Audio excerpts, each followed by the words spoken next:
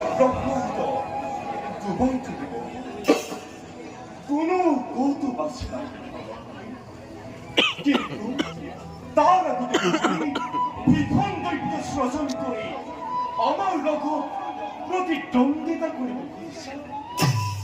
আপনার গুপ্ত আলোচনা যদি কেবল খাইয়া পাই প্রতি প্রভুর কইয়া পড়াশোনা করিব পারে, কিন্তু স্বয়ং বিষ্ণু মূর্তি হয়ে কই কারণে অযোগ্য হল সেই গুপ্ত আলোচনা আক্রমণ করিল।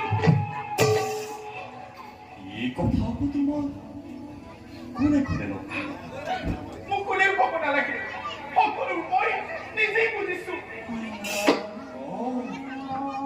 মই বুঝিছো তুমি নিশ্চয়ই নারদার কুচক্রান্ত পরি এনে ঘৃণনীয় কার্য লিপ্ত হলা।